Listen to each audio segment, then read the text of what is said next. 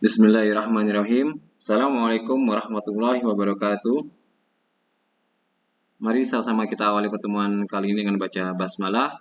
Bismillahirrahmanirrahim. Rabbi shrah li sadri wa yassir amri wahlul 'uqdatam min lisani yafqahu qawli. Allahumma shalli ala Muhammad wa ali Muhammad. Teman-teman semua, kita bertemu kembali dengan mata kuliah Etika Bisnis, dan pada pertemuan kali ini kita akan membahas mengenai apa itu etika bisnis. Di pertemuan sebelumnya kita sudah membahas pengertian dari etika itu sendiri ya. Pengertian etika seperti apa, konsep etika itu seperti apa. Nah, sekarang kita masuk ke dalam apa itu etika bisnis. Ya. Apa sih sebenarnya etika bisnis itu gitu ya. Etika bisnis adalah keseluruhan dari aturan-aturan etika, baik yang tertulis maupun yang tidak tertulis, yang mengatur hak dan kewajiban produsen dan konsumen, serta etika yang harus diperhatikan dalam bisnis.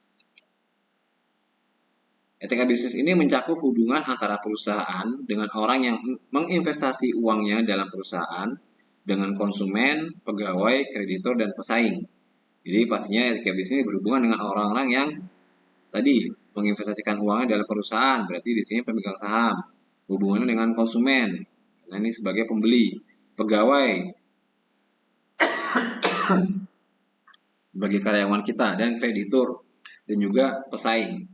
Kreditur berarti yang memberikan pinjaman kepada perusahaan kita ya, dan kompetitor kita. Orang yang menanam uang atau investor menginginkan manajemen dapat mengelola perusahaan secara berhasil sehingga dapat menghasilkan keuntungan bagi mereka. Nah, ini kepentingannya dari si investor ya, sehingga kita harus menjaga etikanya dengan pihak investor, yaitu kita harus menjalankan usaha dengan baik, tidak melanggar hukum, sehingga perusahaan ini bisa dipercaya, bisa berjalan dengan baik, dan bisa mendapatkan keuntungan yang nantinya bisa dibagikan kepada si investor tersebut dalam bentuk dividen ya. Konsumen menginginkan agar perusahaan menghasilkan produk bermutu yang dapat dipercaya dengan harga yang layak ya. Orang sering bilang sekarang ya ada harga ada rupa gitu ya. Jadi identik kalau yang barang berkualitas tuh harganya mahal ya, tergantung relatif juga gitu ya. Yang penting bagaimana kita menjaga kepercayaan itu. Jangan kita sudah harganya mahal ternyata kita membohongi juga gitu ya. Kemarin kita bahas bahwa kalau dalam kita beli satu produk, pasti dalam produk itu ada, di luar produk itu ada keterangan-keterangan ya. Keterangan misalnya bahan-bahannya apa saja, terus mungkin expired date-nya kapan. Nah, itu untuk satu bentuk pertanggungjawaban kita. Artinya ketika kita menuliskan produk itu, ya kita harus sesuai dengan memang benar yang kita berikan produk itu aja. Kandungannya memang benar itu gitu. Tidak ada yang direkayasa. Karyawan menginginkan agar perusahaan mampu membayar balas jasa yang layak bagi kehidupan mereka, memberi kesempatan naik pangkat atau promosi jabatan. Nah, karyawan karena mereka bekerja, mereka mengharapkan mendapatkan kompensasi. Dengan perusahaan ini berjalan, harapannya selain kompensasi, setelah bulanan, mungkin juga akan ada lemburan, dapat insentif tahunan, bahkan ketika perusahaan ini juga semakin berkembang, ada peluang karir yang lebih baik bagi karyawan itu sendiri.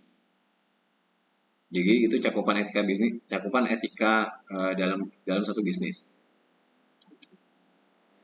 Pihak kreditur mengharapkan agar semua hutang perusahaan dapat dibayar tepat waktu pada waktunya dan membuat laporan keuangan yang dapat dipercaya dan dibuat secara teratur. Oke. Pihak pesaing mengharapkan agar dalam persaingan dilakukan secara baik, tidak merugikan dan menghancurkan pihak. Nah, jangan sampai kita udah sesama. Balik lagi saya bilang nih, kita di era yang keterbukaan, era digital, era teknologi, hampir semuanya masing-masing perusahaan sudah tahu lah. Masing-masing perusahaan itu sudah tahu gitu ya.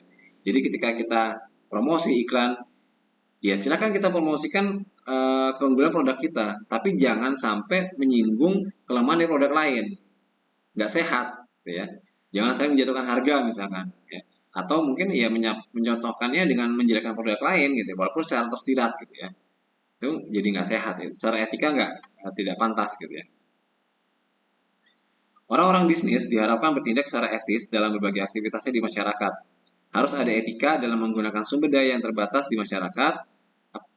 Apa akibat dari pemakaian sumber daya tersebut dan apa akibat dari proses produksi yang dilakukan.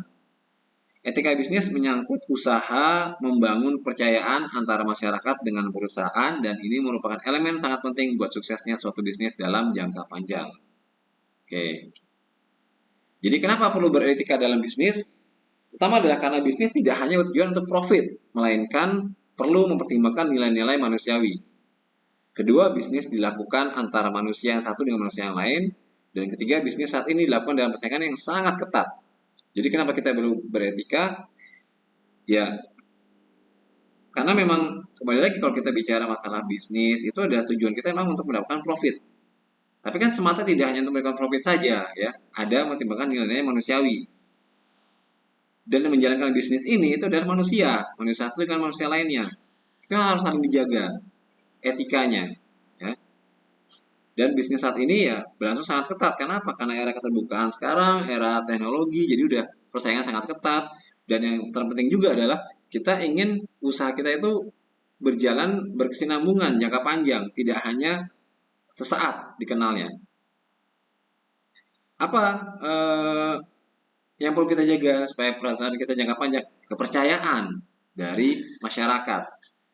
Menjaga kepercayaan apa? Berarti sama aja dengan kita beretika dengan baik dalam menjalankan bisnisnya. Kita tidak berbohong, kita tidak melakukan perbuatan-perbuatan yang ilegal gitu ya, sehingga kita bisa dipercaya gitu ya. Once kita melakukan tindakan yang melanggar hukum, ya sudah, amanah atau kepercayaan itu hilang, kita akan jatuh sejatuh-jatuhnya dan akan sulit untuk kita bangkit kembali, sulit untuk mendapatkan kepercayaan lagi gitu ya.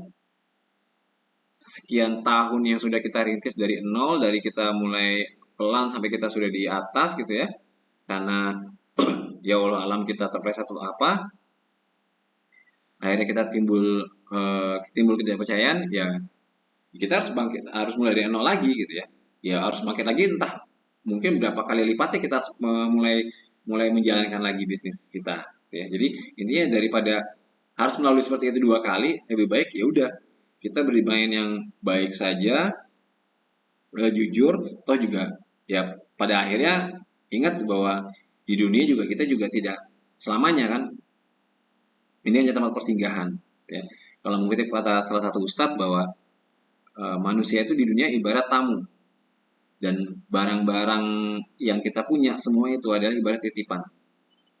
Tamu ada saatnya pulang, ya kan? Nggak mungkin tamu bertamu terus ke rumah. Ada saatnya kita harus pulang. Apa yang mau kita bawa ketika kita pulang? Bekal apa? Ya, yaitu bekal iman kita, amal ibadah kita gitu ya. Barang namanya titipan, ada saatnya harus diambil. Jadi ya kita jangan jangan meyakini bahwa semua yang sudah kita pegang itu milik kita gitu. Pada saatnya ada akan diambil. Jadi jangan jangan juga kita mengambil sesuatu itu dengan hal-hal yang tidak baik, yang ya kalau dalam Islam itu tidak berkah, tidak ridho gitu ya. Lebih baik ya memang yang memang yang berkah gitu ya, supaya kita juga menikmatinya enak dalam jangka panjang ya, seperti itu.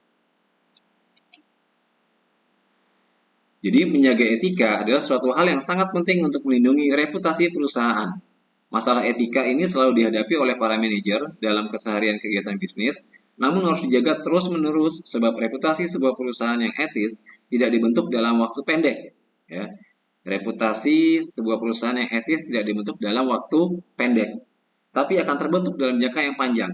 Dan ini merupakan aset tak ternilai dalam sebagai goodwill bagi sebuah perusahaan. Suatu trademark istimewa dalam competitive advantage ya. Jadi namanya goodwill itu atau kepercayaan itu sebuah aset tak ternilai. Jadi kalau kita bicara aset itu ada yang namanya aset tangible, ada intangible. Kalau tangible itu yang nampak lah ya.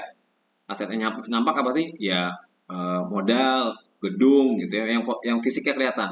Yang nggak nampak apa? Yang intangible. Ya ini salah satunya goodwill ini ya, trademark kita, sehingga kita dengan kalau kita sudah punya ciri ciri sendiri, ciri khas tersendiri, trademark tersendiri yang memang dipercaya ya, kita bisa dalam posisi competitive advantage ya, keuntungan dalam persaingan, kita memenangkan kompetisi di kompetisi ini ya, keunggulan kompetisi, kita punya keunggulan kompetisi dengan kelebihan tadi, kepercayaan kita. Selain memang ya kepercayaannya apa? Ya dalam bentuk sesuatu, kita dipercaya, kita jujur, layanan kita juga selalu memang yang terbaik untuk pelanggan gitu ya. Dan produk kita juga memang tidak pernah mengecewakan ya. Kita bisa mendapatkan competitive advantage ini gitu. Baik, Demikian untuk pertemuan hari ini.